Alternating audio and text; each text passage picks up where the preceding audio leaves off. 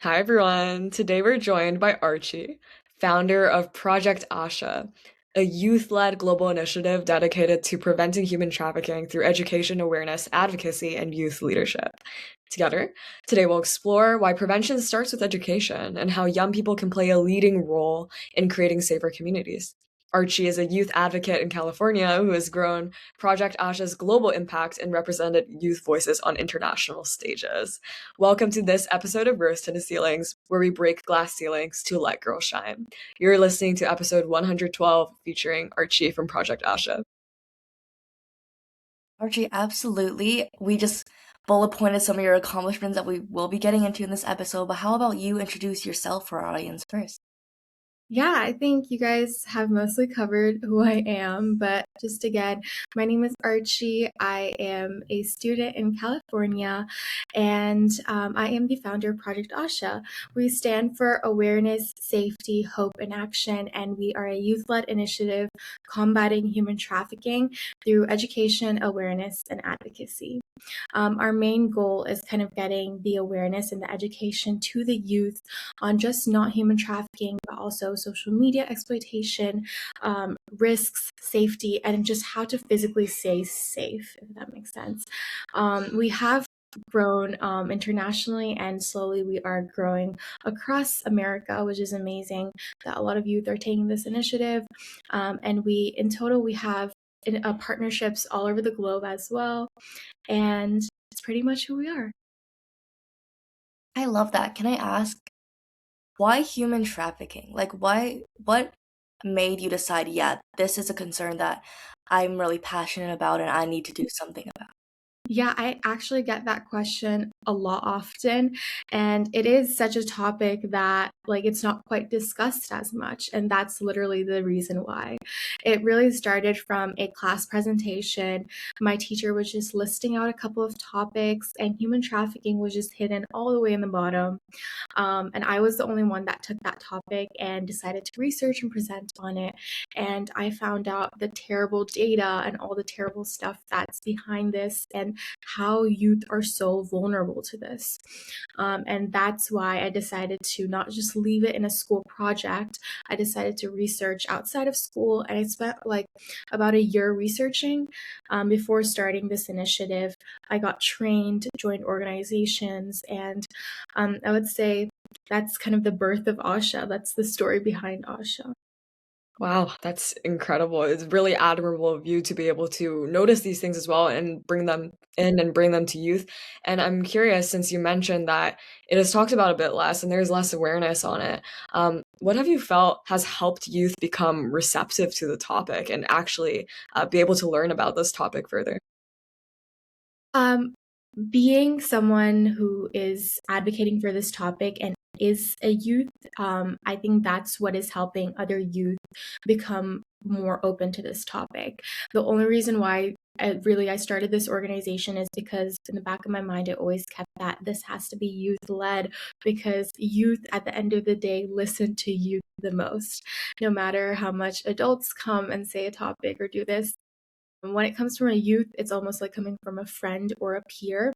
So the message delivers in a much greater impact. So I think being a youth and then spreading awareness and educating is the biggest way that youth actually listen and take this seriously. I love that. And I want to say, you're talking about how this project began as a school assignment. You've scaled it to almost like this global initiative now. What's one struggle or setback that you might have experienced on the way, and how did you overcome that? Well, definitely starting an initiative is quite hard.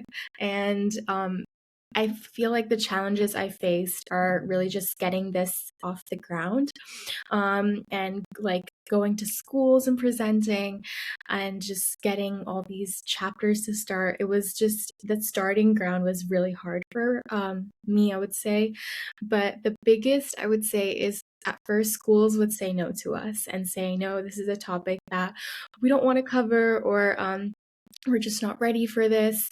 And that's when I realized that it's instead of just sending a bunch of emails to schools around me, if I make this impact bigger and I grow it across the world. There are other people who might take other schools who might say yes, and that's exactly what's happening. We have chapters in other countries who have gone to several schools already, and we have also gone to many schools and presented to staff. So really the challenge was at first getting this off the ground, a lot of rejections, but I would say that's kind of like the story of any other founder. So yeah. It sounds like you're really, really immersed in this world yourself. So I'd love to learn more from you about the topic you're tackling about human trafficking. So I'd love to hear more about like preventions, and I guess what are your key takeaways from doing these workshops? Yeah, so the main thing that we try to have our presentations is we really have an interactive presentation with the students, or when it's to the staff, we present the material. That's just how we go. And when it comes to prevention, a lot of the stuff we say to the staff, for example, should be known. Or the stuff we say is really like human trafficking is not just like the movies. It doesn't happen just like kidnapping and then exploitation and done. There are students who are being trafficked and they're going to schools and going to classes and still laughing with their friends during lunch, and no one has a clue. So that is kind of what we're trying to tackle and what we're trying to prevent.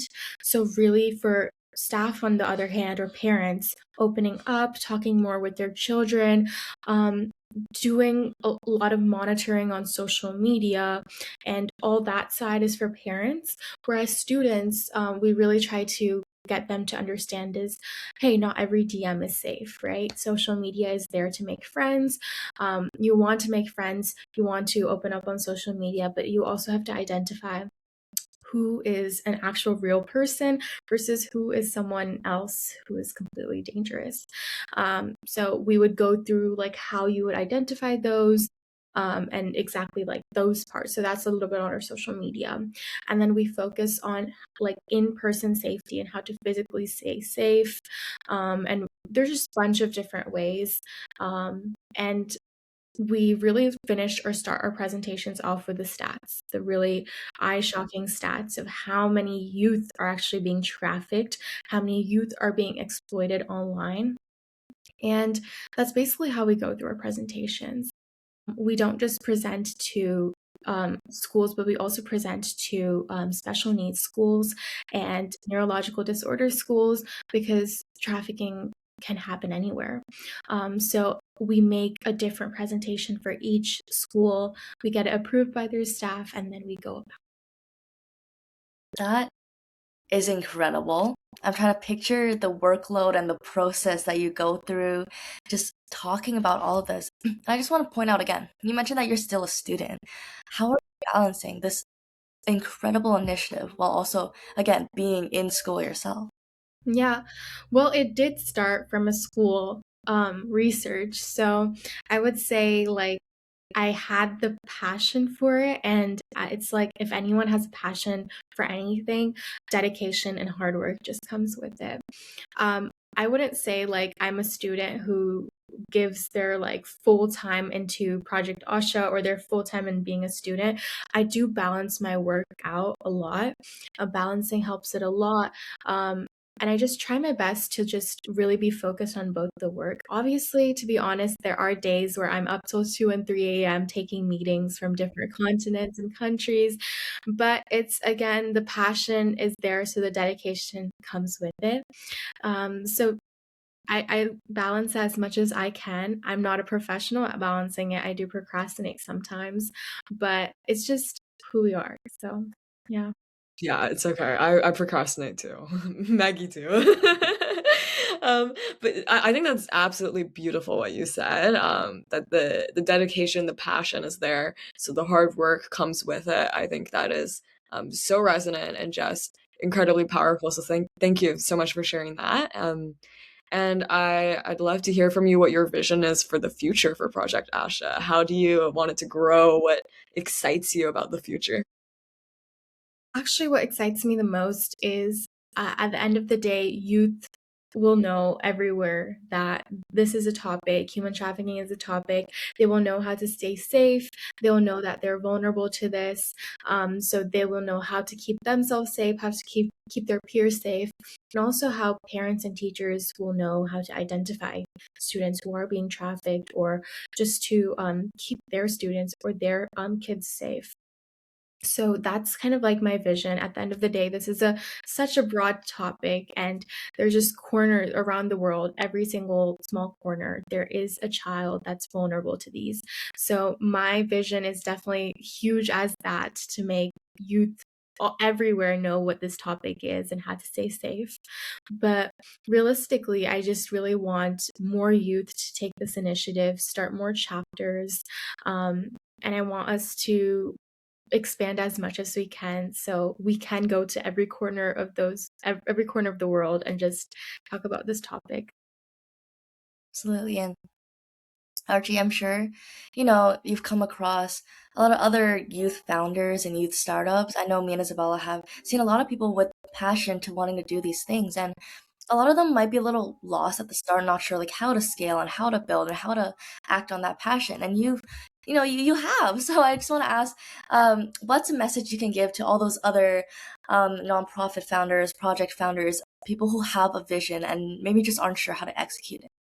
Yeah, I would definitely start with, it will require a lot of hard work to just get it out there and to really start on this, but definitely not to give up is a big, big one. You just cannot give up, because no topic is as less important than the other. So if they have a vision, again, dedication is going to come with it.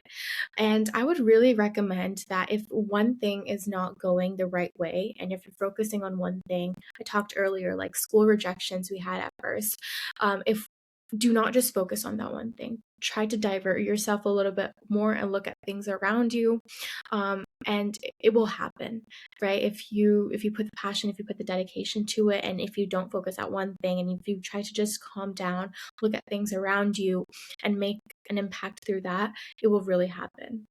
So definitely for the people who are lost, don't give up and keep on going. Oh, that is such great advice. I love that. Having that internal, but also the external piece as well. I feel like you touched on both. So thank you so much for that advice. And to wrap us up today, I would love to hear any other pieces of advice that you have for our audience, for girls listening, anything you'd like to share with the world. Definitely for young women out there and all the girls, like we have so many big dreams out there. There's so many young girls who are just dreaming of being someone or doing something, and that dream is really, really special. And I think, again, do not give up on that dream. Um, us women and us girls, we tend to fight a lot for some things, and we tend to fight for equality, or there's other women out there who don't have the same opportunities like me or someone else. So just like how we're fighting for something, every young woman is fighting for something, in my opinion. So really keep that fight, keep that fire going, and dream big. And I think it will happen. It literally will happen. I just got chills down my arm. I don't know if anyone else did. That was so inspiring. Thank you so much for coming on, for chatting with us, for sharing your passion, for sharing your initiative. I'm sure so many people will walk away from this feeling inspired. Definitely. Well, thank you so much for having me. I love the work you guys are doing as well. And I really hope that this podcast and the work you guys are doing grows a lot. And we will definitely see your work grow. And thank you for having me.